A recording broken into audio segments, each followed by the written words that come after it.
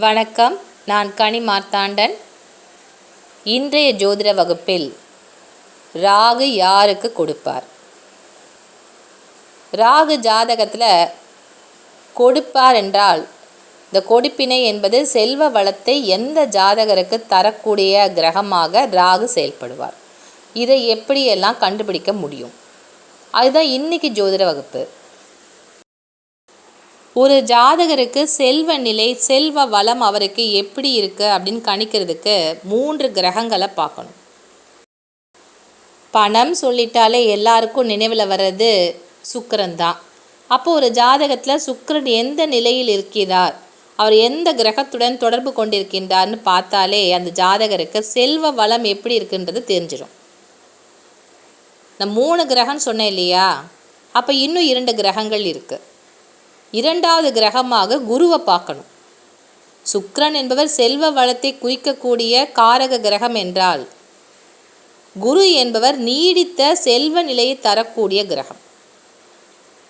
நீடித்த அப்படின்னு சொன்னால், ஒரு சொத்து வாங்குகிறோம், அந்த சொத்து நமக்கு நம்முடைய ஆயுசுக்கு நம்ம கூடயே இருக்கணும்னு ஆசைப்படுறோம். இப்படி நீடித்த நிலையில் ஒரு செல்வ வளம் நம்மிடம் இருக்க வேண்டும் என்றால் குரு எந்த நிலையில் இருக்காருன்னு பார்க்கணும். அப்போ குரு ஒரு ஜாதகருக்கு நல்ல நிலையில் இருந்தால் தான் நீடித்த செல்வ நிலையை பெறக்கூடிய அமைப்பு என்பது ஜாதகருக்கு உண்டு. 3வது காரக கிரகமாக ராகுவை பார்க்கணும். ராகு என்பவர் கற்பனை செய்து பார்க்க முடியாத செல்வ செழிப்பை தரக்கூடிய காரக கிரகம். நம்ம இந்த மாதிரி ஒரு நிலைக்கு வருவோம் அப்படின்னு நம்ம கற்பனை செஞ்சுருக்க மாட்டோம். ஆனால் அந்த நிலையை எட்டக்கூடிய ஒரு அமைப்பை தரக்கூடிய கிரகம் ராகு. அதனால்தான் ராகுவை போல கொடுப்பார் இல்லை அப்படின்னு சொல்லியிருக்காங்க பழமொழியில். எந்த லக்கணக்காரர்களாக இருந்தாலும் கடமைப்பட்ட ராகுவாக ராகு எந்த இடத்தில் இருந்தால் செல்வ செழிப்பை ஒரு ஜாதகருக்கு தருவார். எந்த லக்கணக்காரர்களுக்கும் பொருந்தக்கூடிய ஒரு விதி இருக்குது. தனுசு ராசியில் ராகு தனித்து இருந்தால், வேறு கிரகங்களோட சேரக்கூடாது, தனித்த நிலையில் ராகு ஒரு ஜாதகருக்கு தனுசு ராசியில் இருக்க வேண்டும். அது எந்த ஸ்தானம்லாம் பார்க்கணும்னு அவசியமே கிடையாது.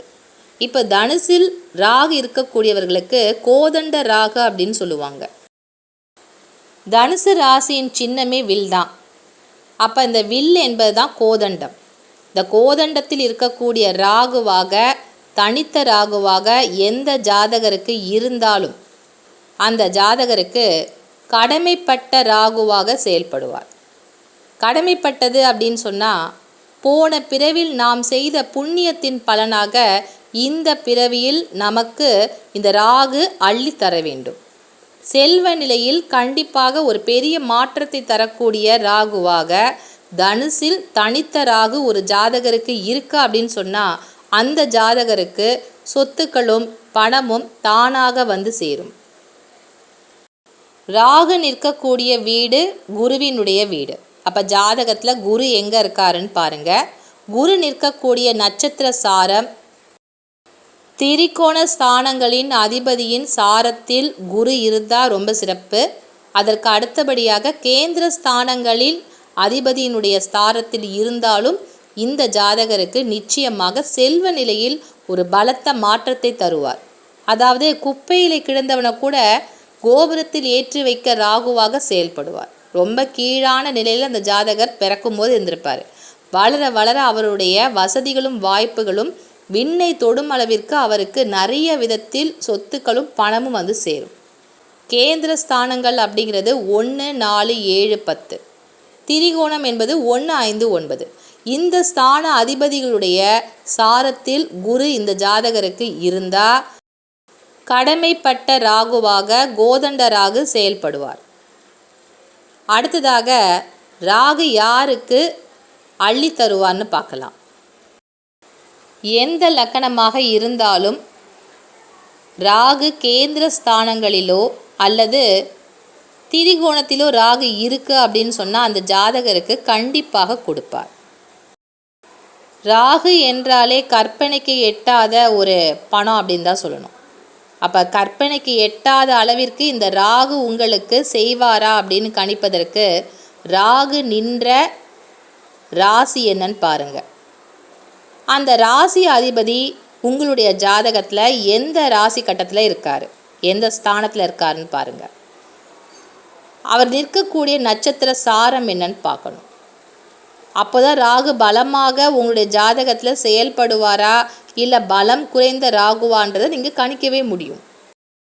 ராகுவிற்கு வீடு தந்த கிரகம் 6, 8, 12 ஆகிய மறைவு ஸ்தான அதிபதிகளுடைய நட்சத்திர சாரம் வாங்கி நிற்கின்றார் என்றால் ராகு பலம் இழந்து உங்களுடைய ஜாதகத்தில் செயல்படுவது தடையாக இருக்குது அப்படின்னு சொல்லி எடுத்துக்கோங்க. 1, 4, 7, 10 இல்லை 1, 5, 9 ஆகிய கோணங்களினுடைய அதிபதியினுடைய சாரம் பெற்று இந்த வீடு தந்த கிரகம் அமர்ந்திருந்தால் நிச்சயமாக ராகு உங்களுக்கு நல்ல பலன்களை தருவார். ஒரு ஜாதகத்தில் ராகு அள்ளி கொடுப்பாரான்னு கணிப்பதற்கு வீடு தந்த கிரகம் எந்த ஸ்தானத்தில் இருக்குது, அது நிற்கக்கூடிய நட்சத்திர சாரம் என்னன்னு பாருங்கள்.